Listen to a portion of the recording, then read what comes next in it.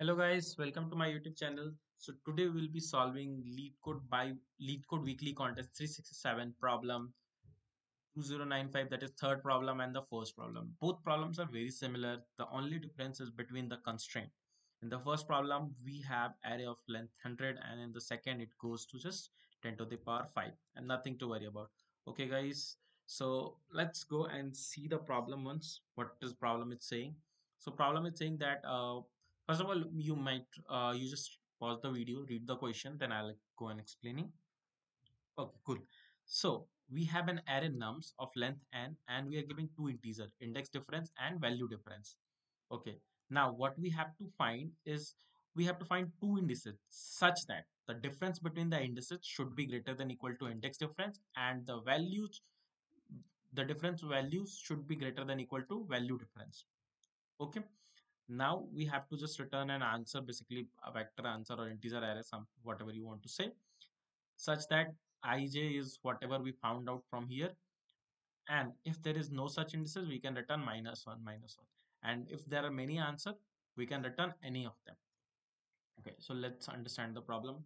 So what it is saying is, so let's say if I have this array, what we have to do, I have to select some index I or j. Let's say just extended something like this as well.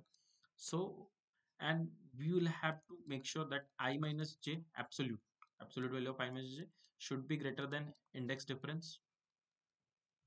Okay, and similarly the values at like nums of I minus nums of j should be greater than equals to value difference. Okay, whatever we have given in the question. Now one very brute force solution is what we can do, like for each particular I, for int I is equals to 0, I less than n, I plus plus, we can run a loop, loop from int j equals to 0, j less than n, because n will be the length of the array, j plus plus. Okay, so our brute force solution can simply be like this, that if absolute value of I minus j is greater than our index difference, and absolute value of, let's say the array is array or whatever the name we have, let's use that only, so nums. So and absolute value of nums at I minus nums at j is greater than equal to value difference, then we can simply return from here that return ij, because this will be our valid solution. Else if this loop is over, we can simply return -1 comma -1. Okay, so I mean this is very straightforward, and this is a kind of brute force solution because we are using nested loop and it will take O of n square. This will pass on the first solution. Like if we'll see the first question, it will pass because there we have constraint only of 100. Okay, so but it will fail here because here we have length is 10 to the power 5. So let's see what are the optimization we can do from here.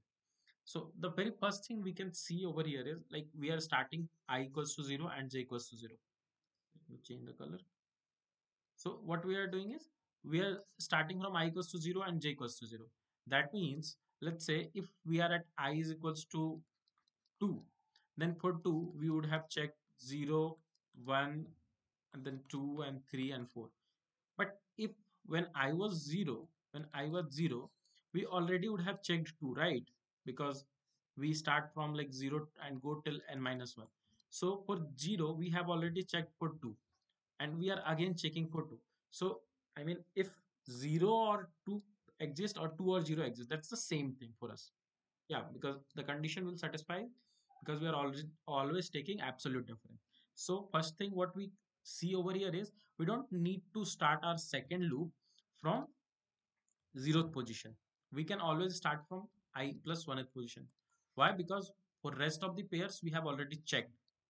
Okay, so like similarly over here, like for 0 we would have already checked 2 and 3 and 4 everyone. So for all the numbers after 0 we can just ignore checking for 0. So we can start from not I plus 1, let's say I. Okay, that's one optimization, but still that will be of the order n square, because we will check for 1 plus, or like n times plus n minus 1 times till 1 time. So overall it will again be O of n square.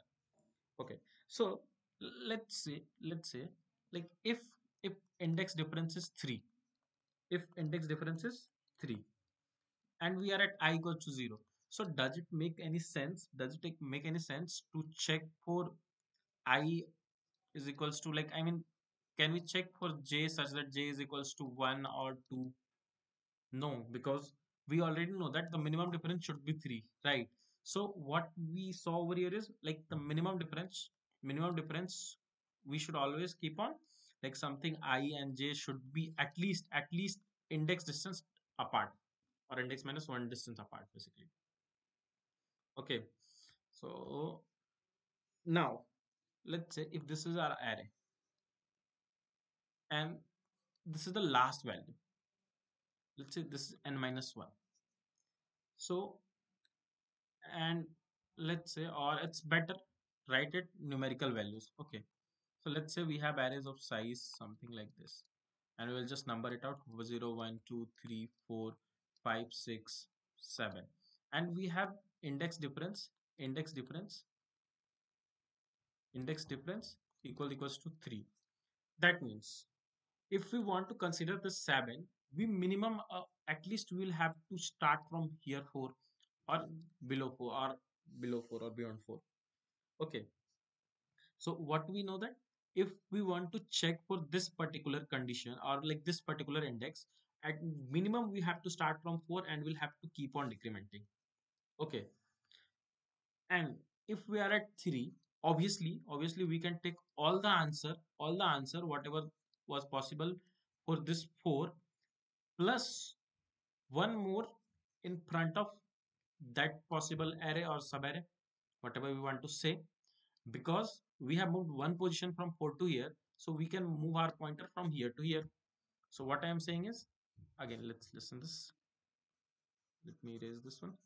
So what I am saying is that for fourth, I know that till here we can take.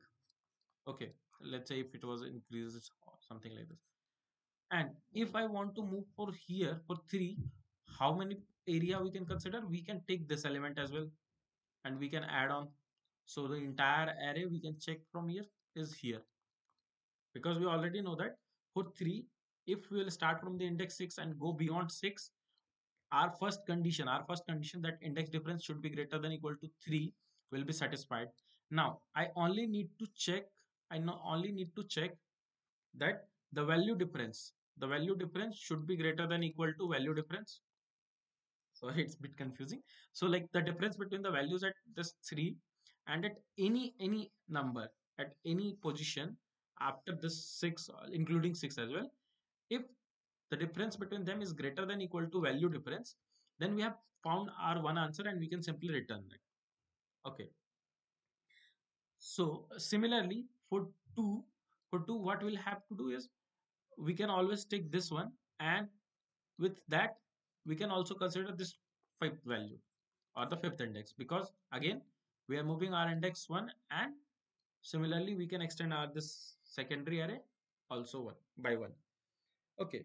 Now we know that, now we have established that if we are moving from any position to here, I mean, we can start always from last index minus index difference, and we can go on being moving to left, and similarly we can also move left from here. But if we'll maintain some array like this, if I'll keep it to this some array, then again I'll have to iterate all over it, and in worst scenario we'll again end up with O of n square solution, right? So how can we do it better? Now let's say if I am at this 3, okay, and here it was, so this was fourth position, this was seventh position, right? So let's say here we have value 2 and here we have value 1. So if I am moving from 3 to this place or anywhere else, so initially I was on fourth, I have value this 2 in my array. Okay. When I'll move from fourth and I'll move to 3, then if I move left from 3, then I will push this 1 as well. Okay, but if I'll keep on this way, we'll have to iterate over this entire array to find out for the next element, like for the 12th position, we'll have to find out. First of all, we'll insert this fifth position element, let's say it's 6. So let's say here it was 3, or let's say it was 10. So we'll insert 10 first. Sorry, it was 1 over here and then 10. Okay, so first of all, we'll insert 10 and then we'll iterate over this vector. But let's say if the value at 2, like nums of 2 nums of 2 was x. Okay, now if we want that x, or let's say there is some other number is x minus y is greater than equal to value difference, then for any number greater than y, there are two possibilities, right? Like if y is greater than, so sorry, just a minute. So what I am saying over here is, if it is greater, that means if we are taking x minus y now, or better to start with something like this, if we are taking absolute value of x minus y and it is greater than value of x, that means either x minus y or x is greater than y, or y minus x is greater than, or like y is greater than x. So in this scenario, if we'll decrement x, or and in this scenario if we'll increment x, then always our answer will be greater than equal to value difference.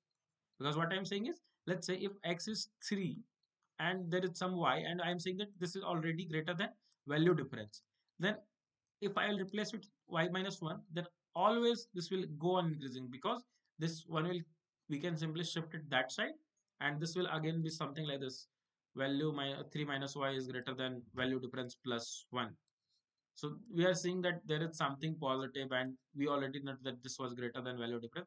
So overall our value will go on increasing if we will decrement y. Similarly, if y was higher, or something like this, y minus 3, and it was greater than value difference, if we'll increase y, then definitely this difference will go on increasing, and will satisfy our condition. So what we can analyze from here is, if there is any number x, if we'll plot this in any number line, so if we want to have an absolute difference, so we can check the minimum value y, what was the minimum y, or what was the maximum y. So at any point, what we realize that we will have to only keep track of what is the maximum value and is the minimum value, because in both the difference, the absolute difference will be, in both the scenarios, absolute difference will be maximum, right? So whenever we are coming from left to right, we will just keep track of whatever the maximum value we have. So let's say if this is the array, right, and just change me the color. Let me change the color.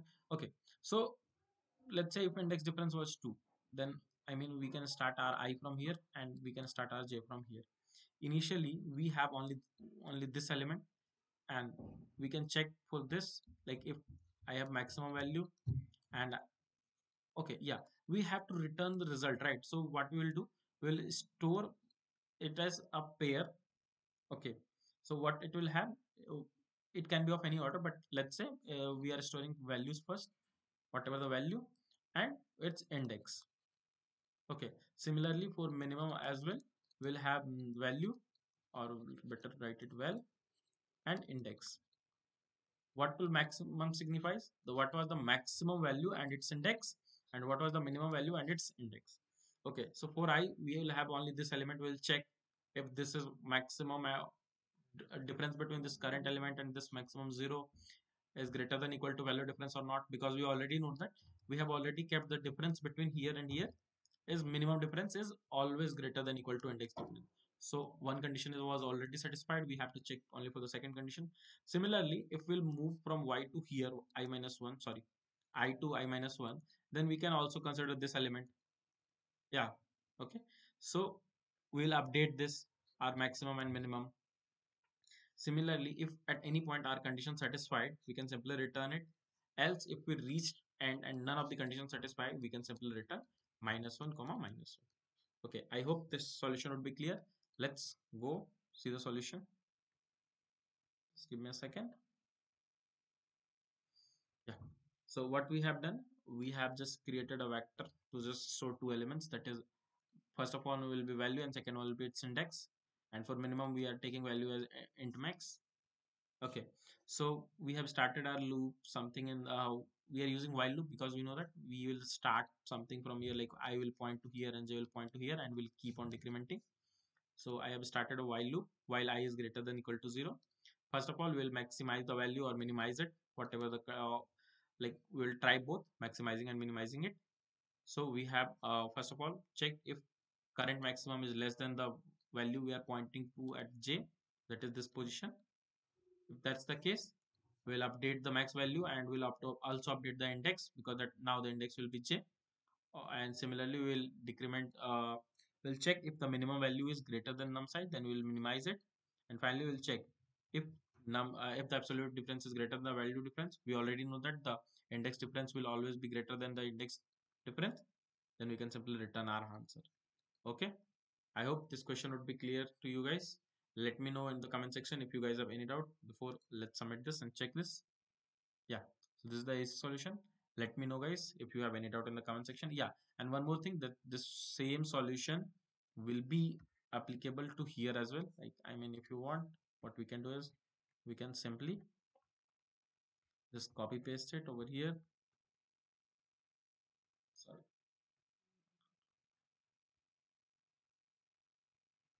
Okay, let's try submitting this. So this was also accepted. I hope this question would be clear and provided a better insight to you. Thank you guys.